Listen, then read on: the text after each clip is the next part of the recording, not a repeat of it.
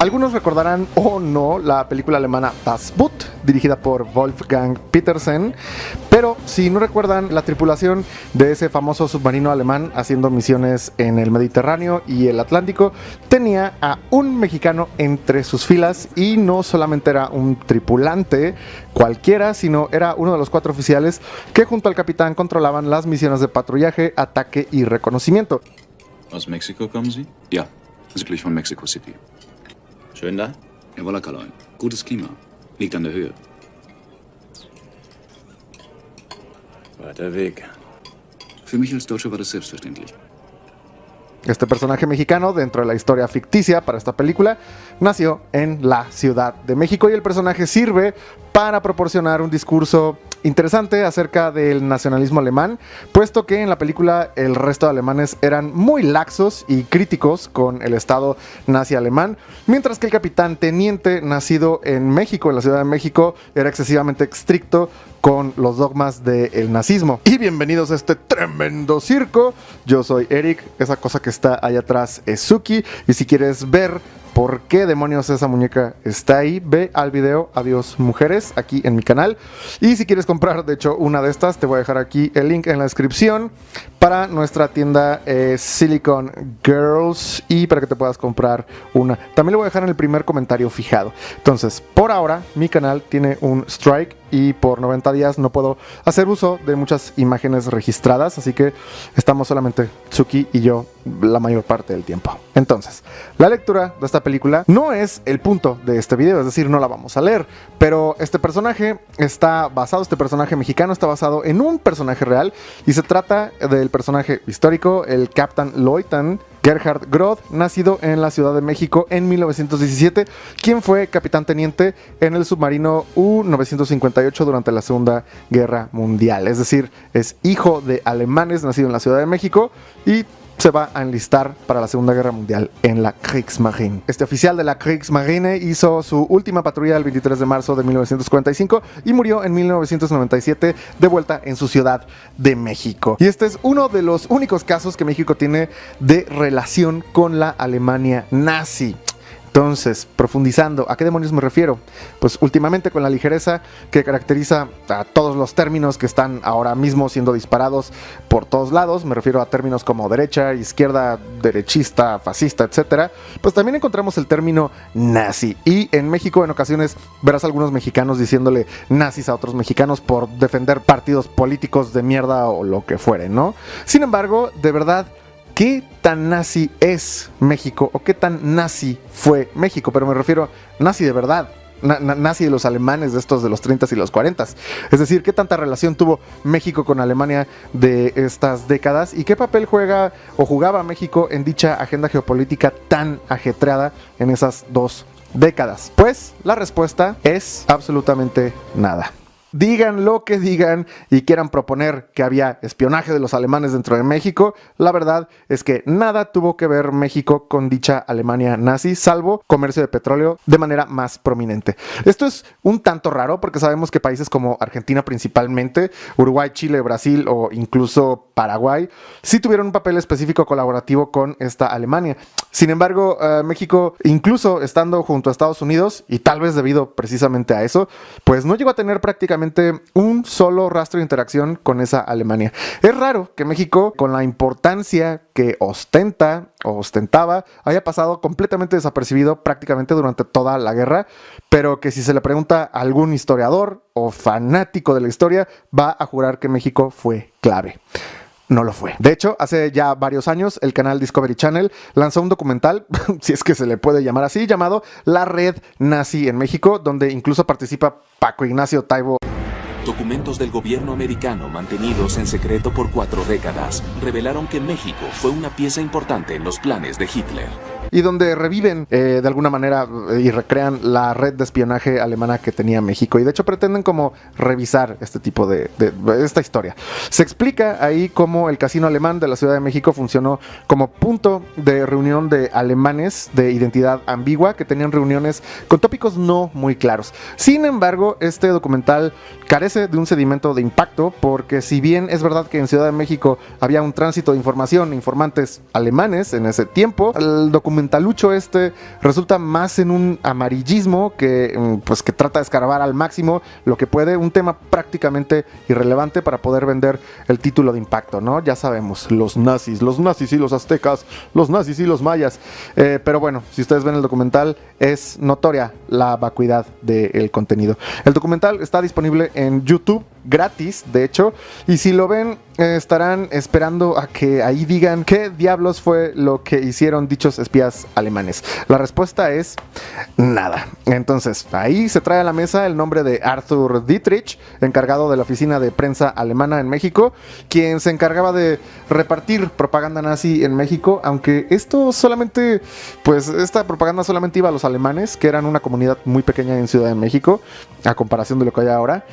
También se trae el nombre de Hilda Kruger, una actriz alemana que hizo películas en México, parece ser que no muy buena la actriz, y facilitaba el tránsito de información en México, y de hecho se andaba cogiendo a algunos por ahí, algunos políticos, pero pues nada más. Y las crónicas de espionaje hablan de información acerca de movimientos militares estadounidenses, eso es prácticamente lo que transitaba de información principalmente, y no acerca de movimientos mexicanos. Entonces, el espionaje alemán en México es una cancha pequeña en el grandísimo marco de la Segunda Guerra Mundial, porque quienes sí fueron espías tremendamente importantes para el Tercer Reich en la Segunda Guerra Mundial. Tenemos, por ejemplo, a Elisa Banza, quien consiguió documentación británica súper secreta y de hecho es considerado por la Abwehr, que es la oficina de espionaje alemán nazi, como la mejor fuente de información que tenían los nazis de espionaje. Nada que ver con México. Tenemos también a Eliel Schmiefubel,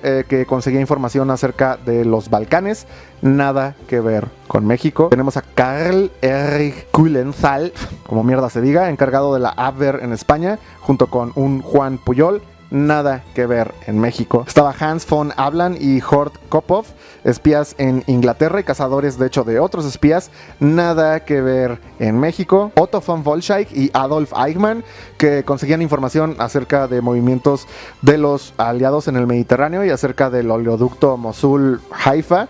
Nada que ver con México. También está la red de radiocomunicaciones Bolívar, que facilitaba hundimientos de barcos estratégicos en Sudamérica, y también nada que ver con México. Y estos que acabo de mencionar son los espías fuertes importantes de la Abwehr alemana en activo en la Segunda Guerra Mundial, por lo que el resto de charloteo de espionaje nazi en México pues es un bulo tremendo. Entonces, asimismo hay otros bulos amarillistas respecto a los nazis y México, como por ejemplo los siguientes: el documental que mandó a hacer Hitler acerca del pulque, o el ejército de charros que se entrenaban para pelear contra los nazis, y una estupidez que llegué a ver de los nazis y los pachucos en Estados Unidos. Y enfrentamientos de hecho que hubo, pues llegaron a ser completamente desiguales, como es el caso del hundimiento de los petroleros Potrero del Llano, el Faja de Oro, Tuxpan, Las Chiapas, Oaxaca y Amatlán, que fueron hundidos por submarinos alemanes que estaban ahí en el Golfo de México, pues por transportar petróleo para Estados Unidos, cosa que hace que México le declare la guerra al eje el 28 de mayo de 1942. Sin embargo, la participación militar de México en la guerra, después de haberles declarado la guerra al eje, se da con el Escuadrón de Aviones 201, y esta toma lugar en el Pacífico. Pero además ese escuadrón entra en operaciones 1 mes y 10 días después de la batalla del mar de Filipinas, que es la batalla completamente definitiva que termina debilitando a Japón. Así que las misiones del Escuadrón 201 son principalmente de control y no de reducción, patrullaje y combate, y usualmente siempre estaban haciendo estas misiones junto al Escuadrón 310 de la Fuerza Aérea de Estados Unidos. De hecho, el Escuadrón 201 recibió prestados 20 aviones P-47 del Thunderbolt, totalmente nuevos, y uno de hecho de los más avanzados en esa generación. Entonces, ahora, hablando de este documental del pulque, el bulo viene porque pues empiezan a decir estupideces como que Hitler consideraba que el pulque era una bebida de los dioses, y que en su búsqueda de los orígenes de la raza aria mandó cineastas a investigar bla bla bla bla bla bla. O sea, ya me imagino, por ejemplo, estos documentales con la voz de Don Cangrejo. Hitler. Cuando Hitler está consolidándose en el poder, una de las cosas más importantes que hace es buscar los orígenes de la raza aria. La fuente de donde se toma ese sinsentido es de una columna de opinión del periódico del Sol de Puebla, publicada otra vez más, tal vez por última vez, el 18 de junio del 2024, y el columnista pues es un tal Julio Sánchez, pero quien ostenta estos sinsentidos también es el coleccionista y experto en pulque Javier Gómez, quien de hecho tiene la copia de ese documental aquí en México. Pero aquí viene esto: Hitler no sabía nada de pulques y no mandó a nadie a buscar los orígenes de la raza aria ni esas pendejadas, sino simplemente el director que hizo este documental, Hubert Schonger, pues quiso hacer un documental del pulque porque conocía la bebida y lo quiso hacer en un viaje por México y lo hizo con su propia productora y distribuidora, o sea, propias y aparte independiente, que pues constaba de hecho de una oficina en Berlín cerca de la estación Alter Bahnhof, y no tiene absolutamente nada que ver el Estado alemán con nada de esta producción, ni siquiera, mucho menos la UFA, la UFA.